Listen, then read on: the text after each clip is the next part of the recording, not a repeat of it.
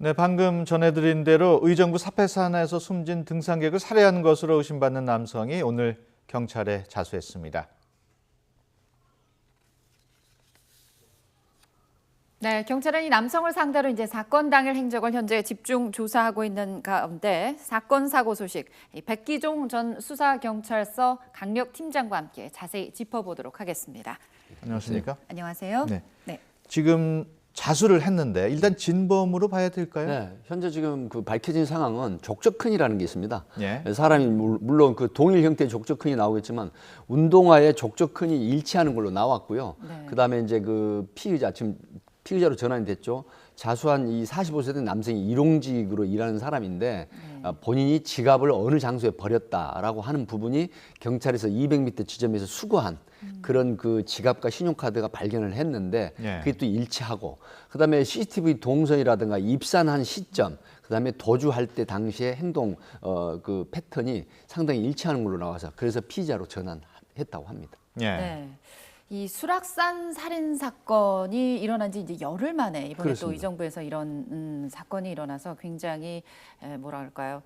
등산하시는 분들 뿐만 아니라 많은 분들한테 좀 우려를 낳고 있는 부분입니다. 이 사패산 살인 사건 간략하게 정리를 좀 다시 해주실까요? 예, 이제 사패산 살인 사건은 그 12시 7일 날 이제 12시 반에 이 집을 나갔죠. 55세 된 여성이. 예. 그래서 이제 집을 나가서 이 슈퍼마켓, 그 의정부 내의 슈퍼마켓에서 신용카드로 김치, 그다음에 막걸리, 과자 등 등산에 필요한 물품을 사가지고 그리고 이제 등산을 갔는데 2시 반쯤 이전에 자기 지인과 친척에게 그 같이 등산하자 그랬는데 그분이 바빠서 못 가겠다 그러니까 본인이 그럼 혼자 가겠다 그래서 올라갔는데 산 바로 등산로 입구에서 이 사패산이 2.1km거든요 높이가. 근데 800m 지점에서 지금 피해를 당한 곳에서 셀카를 찍어서 보냅니다. 예. 그래서 내가 지금 여기 와서 음식을 먹고 있다라고. 그게 이제 마지막이고 그 이후에 통화가 두절돼 버린 상태였죠. 그렇게 됐는데 다음 날 아침 7시 10분에 발견이 된 거죠. 그 사망한 채. 그래서 결국 경찰이 수사를 한 그런 예. 사건이죠. 네. 오늘 피의자가 자수를 한 거는 그동안 좀 수사가 계속되면서 압박을 받았기 때문일까요? 지금 본인이 3일 만에 자수를 했거든요. 예. 근데 상당히 술이 취한 상태였다고 하면 이제 일용직 근로자가 전국을 다니면서 이제 일을 맡아서 하는 사람인데 아마 심적으로 굉장히 부담이 됐던 것 같습니다. 그래서 밤 10시 55분에 수사본부에 전화를 해서 내가 진범이다. 그래서 자수를 하겠다라고 해서 결국은 또 심경의 변화를 일으키면 도주를 해버리거든요. 예. 그래서 의정부 경찰서 수사 전담 파트를 보내서 급파해가지고 오늘 자정이 넘은 30분쯤에 00시 30분쯤에 언주시 도로가를 배회하고 있는 피의자를 예. 체포를 한 것이라고 합니다. 그럼 그런 경우에는 자수를 한 걸로 봐야 됩니까? 아니면 체포된 걸로 봐야 됩니까? 일단은 자수 의사가 있었기 때문에 네. 자수로 보지만 지금 이런 상황은 그 형의 감경이나 감면 요소에 좀 배제될 가능성이 높습니다. 예. 왜 그러냐면 본인이 전화를 해놓고 신고한 장소가 아닌 다른 곳에서 이탈을 해서 체포가 됐거든요. 예. 그런 측면에서는 자수로 보기는 쉽지 않다 이렇게 봅니다. 어느 정도나 떨어져 있었습니까? 뭐 그 장소에서 그 한 1, 2km를 벗어난 예. 지점에서 체포가 됐기 때문에 그렇다고 하면 본인이 그 전한 장소하고는 상당히 떨어져 있었다고 보면 예. 이게 자수로 보기는 쉽지 않다. 그러나 어느 정도 참작은 될 것 같습니다. 네. 예. 일단 자수를 해서 용의자를 이제 잡은 상태입니다. 이제 피의자로 네. 신분이 전환이 됐는데요. 네. 앞으로 수사는 어디에 좀 중점을 둬야 할까요? 네, 이제 가장 먼저 그 피해자에서 나온 채모라든가 또 그 피해자 쪽에서 채집이 된 DNA가 일치를 하는지, 예. 그다음에 방금 말씀드린 족저근 운동화 신발 자국이 동일한 것인지, 그다음에 입산한 시간이라든가 또 도주할 때 시간, 그다음에 과연 이 사패산에 올라온 상황 이런 부분들을 종합적으로 분석을 합니다. 그래서 정말로 진범인지 아닌지 이걸 가리게 되고 진범이라고 이제 확정이 되면 구속영장을 청구하는데 살인죄로 5년 이상 사형 무기징역에 해당하는 그런 범죄로 보기 때문에 뭐 어차피 실질 심사를 하거든요. 그래서 이제 수사 진행 상황은 오늘 이후로 조금 지켜봐야 될 것 같고 만취한 상태로 체포가 됐기 때문에 아마 오후부터 조사를 하겠다고 하니까 네. 조금 더 지켜봐야 될 것 같습니다. 네. 피의자가 오늘 자수를 했기 때문에 네. 어떤 인물인지는 아직 파악이 되지 않고 네, 있겠죠. 대충은 앞에 잠깐 언급을 드렸지만 그 근로자입니다. 예. 일용직 근로자. 그러니까 인력 사무실에서 나가가지고 이제 어느 곳에 나가서 일을 해라 그러면 일당을 받고 일하는 이게 소위 말하면은 노동 근로자라고 보시면 되겠습니다. 네. 이 수락산 사건에 이어서 이번 사패산 사건도 홀로 이제 산행을 하는 그런 여성을 노린 그런 범죄입니다. 어떻게 네. 보면 두 사건의 유사한 점도 많은 것으로 보이는데요. 그렇습니다. 앵커께서 지적하셨듯이 가장 이제 유의할 점이 바로 여성이 혼자. 네. 그다음에 여성이 혼자 등산을 하거나 뭐 제주 둘레길 같은 데도 혼자 하시다가 사고를 당했지만 네. 결국은 혼자 그다음에 주요 등산로가 아닌 한적한 곳을 이탈을 해서 있게 되면 네. 범죄 심리를 가지고 있는 사람의 충동을 더 자극할 수 있다. 네. 이렇게 보기 때문에 우선은 혼자 등산하거나 혼자 한적하고 외진 곳을 다니는 부분은 특히 여성 쪽 약자인 여성 쪽은 조금 조심해야 될 필요가 있다는 게 이번 사패산, 무악산 그다음에 이 사건의 교훈으로 볼 수 있겠습니다. 예. 그렇습니다. 이번에는 선마을 교사 성폭행 사건 살펴보겠습니다. 피의자들이 어제 검찰에 송치됐습니다마는 죄송하다는 말은 했는데 공모 여부에 대해서는 부인을 했어요. 네, 공모 여부가 부인을 할 수밖에 없죠. 그 사람들의 입장에서는 왜 그러냐면 거의 형량이 반 이상 차이가 나거든요. 예. 그러니까 공모를 하지 않은 단독 범행, 소위 말하면 유사강간이나 그다음에 단순 성폭행이라고 하면 네. 공모한 범행과 차이가 굉장히 많습니다. 네. 예를 들어서 이 세 사람이 함께 공모를 해서 그다음에 피해자에게 성폭행 후에 애상후 스트레스 장애 4주 진단이 났거든요. 예. 그렇다고 하면 특수강간치상인데 10년 이상 무기징역형까지거든요. 네. 그런데 단순 유사강간이나 강간치상 같으면 5년 이상 무기징역이기 때문에 형량에서는 거의 굉장한 더블 차이가 난다는 얘기죠. 예. 그렇군요. 경찰이 이렇게 피의자들은 부인함에도 불구하고 공모 가능성이 큰 것으로 보는 그런 근거가 있겠죠. 네, 지금 가장 최근에 나온 보도는 바로 이겁니다. 피해 여교사가 그 피해를 당한 만취한 상태에서 피해를 당하는 중에도 기억을 한 부분이 최근에 진술이 됐습니다. 예. 송치 전에 어떤 거냐면 빨리 나와라. 그러니까 소위 윤간 행위가 드러나 버린 것이죠. 예를 들어서 밤 11시 반에 11시경에 만취한 여교사를 관사에 데려다 주고 나서 다시 세 사람이 각자의 수용처럼 모였단 말이에요. 2분, 10분 간격으로. 그런데 먼저 성폭행을 하고 있는 사람 밖에서 관사 밖에서 빨리 나와라고 했다는 얘기를 들은 게 굉장히 중요한 결정적인 증거 요인이 되고 또 다음 날 아침에 바로 박모 씨 식당에서 모여가지고 대책을 논의했던 그런 것들이 있고요. 또 순차적으로 범행하는 중에 통신 내역이 나왔고, 예. 그다음에 그 박모 씨 같은 경우에는 뭐 많이 보도는 안 됐습니다만 꽁초, 담배꽁초가 5개가 수거가 됐는데 예. DNA가 일치한다라든가, 그다음에 네. 채모, 그다음에 그 피해자 여교사한테 나온 책 이런 부분들이 모두 종합적으로 돼서 공모 범행이 굉장히 높다. 그래서 결국은 특수강간치상으로 송치를 한 것이죠. 예. 네. 그 성폭행 피의자 가족들이 네.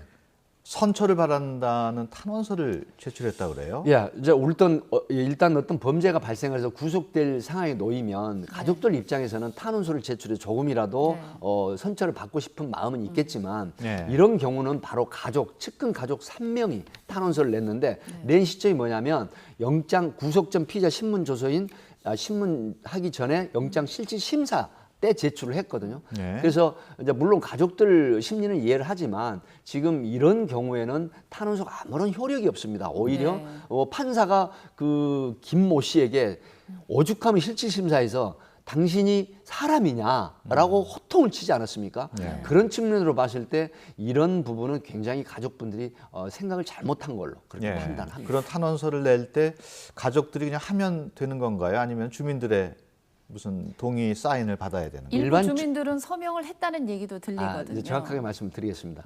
탄원서에 서명은 가족들은 했습니다. 예. 그런데 대다수 그 섬 마을의 주민들이 거부를 했다고 합니다. 예. 그래서 일부 매체에서는 서명을 많이 해줬다라는 보도가 있었는데 네. 확인해 본 바 그건 팩트가 아닌 상당수의 섬 마을 주민들이 거절을 했다 이렇게 예. 확인이 되고 있습니다. 이번 가족들 입장에서는 탄원서를 제출할 수 있지만 일부에서는 여론이 좀 안 좋거든요. 그렇습니다. 네. 사실 탄원서 제출하는 시점은 이 그 범죄에 따라서 틀리거든요. 네. 예를 들어서 뭐 우발 범행이라든가 어쩔 수 없는 생계형 범죄라든가 그렇다고 하지만 이거는 정말 공모를 해서 세 명이 피해 여기사에게 정말 씻을 수 없는 평생의 그런 어떤 가해를 한 사건이지 않습니까? 네. 그럼에도 불구하고 가족이 정말 그 단견 짧은 생각으로 이런 탄원서를 제출한 것 같은데 이런 부분은 아마 판사한테 오히려 역효과가 나는 그런 형태이기 때문에 주의를 하셔야 됩니다. 네. 꼭 이번 사건 말고라도 탄원서로 인해서 형량이 좀 줄어든 사례는 있나요? 네, 사실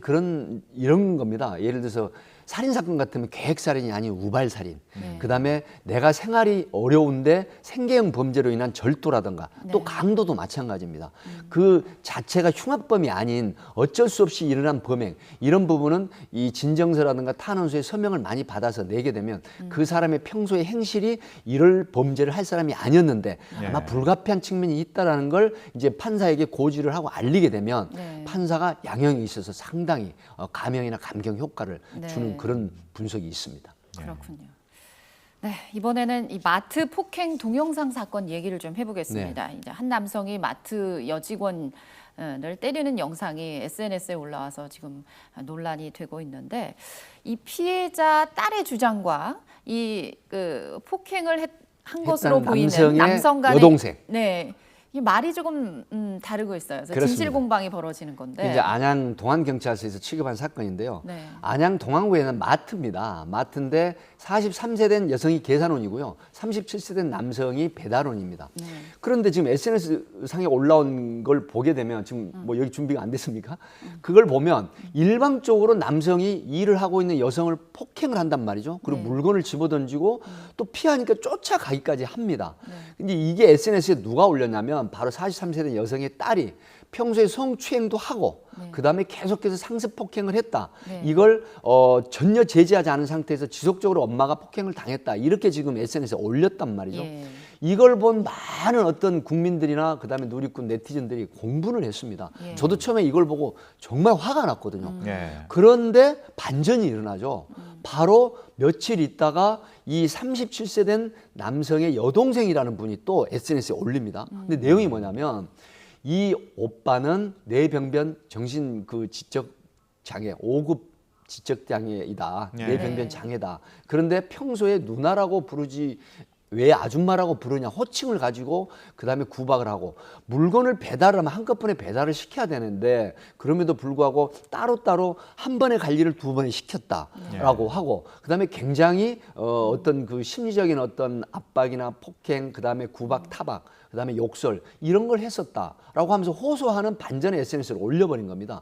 그래서 결국 경찰이 재수사를 하겠다고 했는데 이미 이 가해 남성은 폭행죄로 입건이 돼서 안양지청이 송치가 된 이유거든요. 예. 근데 결국 조사 당시에 이 여성으로부터는 성추행 당했다는 진술이 전혀 없었거든요. 그럼에도 불구하고 워낙 사회적으로 논란이 되니까 이 경찰에서 재수사를 하겠다. 네. 그렇게 해서 지금 재수사 중인데 성추행은 없었던 걸로 네. 확인은 되고 있습니다. 조금 전에 화면으로 나갔습니다만은 이 남성이 일부 네티즌들의 신상 털기 때문에 그렇습니다. 2차 피해를 당하고 있다고. 지금 그러니까 여성의 따님이 올린 그 공분하는 바람에 네티즌 수사대 우리나라 네티즌 수사대 무섭습니다. 저도 예. 무섭더라고요. 예. 네티즌 수사대가 이제 신상 털기를 해버렸습니다. 네. 그래서 전화번호, 이름, 어디에 근무하는 것 이런 걸 통해서 전화가 수백 번 오고 협박 메시지도 오고 SNS상에도 말도 못한 혐오스러운 그런 네. 비난을 했거든요. 그런데 결국은 이 부분이 굉장히 억울합니다. 그래서 이 정보통신망법에 보면 드러난 사실을 만약에 SNS상이나 통신망을 이용해서 이 명예를 훼손하게 되면은 3년 이하 징역에 3천만 원 이하 벌금. 그다음에 드러나지 않은 허위의 사실을 드러내면은 바로 7년 이하 징역에 5천만 원 이하 벌금인데요. 예. 또 유의할 것은 만약 이 사람이 공직에 있거나 어떤 직에 있을 때는 10년 이하 자격 정지까지 처하는 예. 이런 굉장히 중한 처벌이기 때문에 정말 조심해야 됩니다. 네. 그런데도 과거에도 이런 비슷한 일이 있었어요. SNS에 유포됐던 어떤 사건 때문에 근데 나중에 진실을 파헤쳐 보니 가해자와 피의자가 뒤바뀐 그런 경우가 있거든요. 그런 경우도 있습니다. 왜 그러냐면 방금 말씀하신 앵커께서 말씀하신 것처럼 일방적인 SNS에 동영상을 올리면 그 부분만 가지고 공분을 하게 되거든요. 예. 그런데 아무런 대책이 없습니다. 나중에 밝혀져서 그게 아니다라고 했을 때도 이미 이 부분은 10년, 20년씩 SNS에 인터넷에 남아 있거든요. 네. 지우기를 하지 않으면. 그래서 가장 무서워하는 게 이제 공인들이나 연예인들인데 사실 수사를 통해서 나중에 밝혀집니다. 그리고 무혐의로 혐의를 벗죠. 그렇지만 법적인 처벌은 받지 않지만 결국 SNS상에 소위 말하면 우리가 얘기하는 이런 사회관계망 서비스에 계속 남아 있단 말이죠.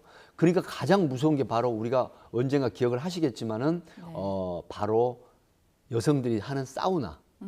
그곳에서 굉장히 문제가 됐었죠. 경기도에 있는 유명한 네. 그 워터파크장. 네. 이 부분은 평생을 갑니다. 가장 제가 가슴 아팠던 건 초등학교 둔 여학생과 초등학교 엄마가 같이 다정스럽게 몸을 씻는 장면을 적나라하게 노출돼 버렸지 않습니까? 이런 부분이 평생을 가는데 그 가족들이 얼마나 트라우마에 시달리겠습니까? 이런 점 때문에 SNS에 동영상이나 이런 부분을 올리는 걸 네. 정말 조심해야 됩니다. 예, 네. 알겠습니다. 지금까지 백규정 전 수서경찰서 강력팀장과 함께 얘기 나눴습니다. 오늘 말씀 고맙습니다. 네, 감사합니다. 감사합니다.